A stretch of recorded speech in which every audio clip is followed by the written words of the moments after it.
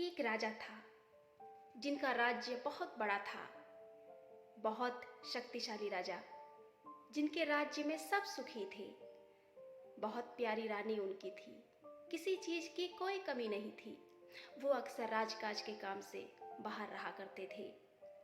सब कुछ था उनके पास, मगर सिर्फ एक कमी थी कि उनके कोई संतान नहीं थी। इससे वह बहुत दुखी रहते थे। बहुत ज़्यादा बाहर रहते थे, अपने राज्य में बहुत कम रहते थे।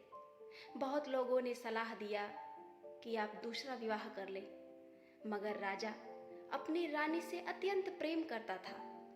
तो उन्होंने कहा कि नहीं, मैं दूसरा विवाह नहीं करूँगा। मगर वो बहुत दुखी रहता था कि उसके कोई संतान नहीं थी। उसकी रानी भी उसे देखकर परेशान रहती थी। कई बार उसने सोचा कि किसी बच्चे को क्यों ना गोद ले लिया जाए, मगर फिर उसने सोचा कि अगर किसी ने लालचवश राजा से ये कह दिया कि ये बच्चा हमारा है तो उनका दिल टूट जाएगा।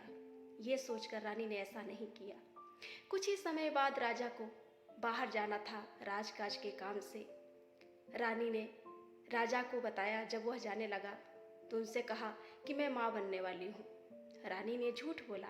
राजा बहुत प्रसन्न हुआ।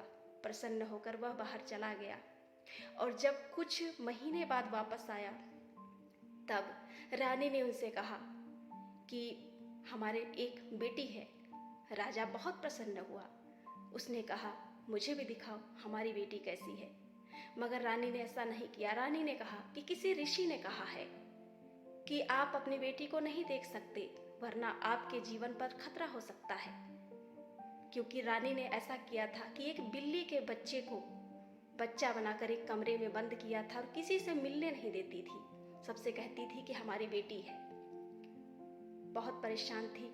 धीरे धीरे समय गुजरने लगा। काफी समय जब हो गया, वो विवाह के योग्य हो गई। 16 साल 17 साल गुजर गए। तब राजा ने कहा रानी, अब तो मैं अपनी बेटी को देख सकता हूँ। मैंने उसका विवाह निश्चित कर दिया है। रानी बहुत परेशान हो गई कि अब मैं क्या करूं। रानी ने उस लड़के से मिलने का निश्चय किया, उस राजकुमार से जिससे उसका विवाह तय किया गया था। वो घर पे आया। रानी उससे मिली और उससे सारा अपना दुख दर्द उसने कहा कि मैंने क्या किया है। वो राजकुमार एक नेक दिल का था। उसने कहा कि आप परेशान ना हो, मैं कोई तरकीब निकालता हूँ जिससे आपको कोई तकलीफ भी नहीं होगी और सारी समस्याओं का समाधान भी हो जाएगा। अगर कहानी अच्छी लगी है और आगे की कहानी आपको सुननी है तो लाइक और सब्सक्राइब करें। फिर मैं अगला पार्ट लेकर आऊँगी। Thank you.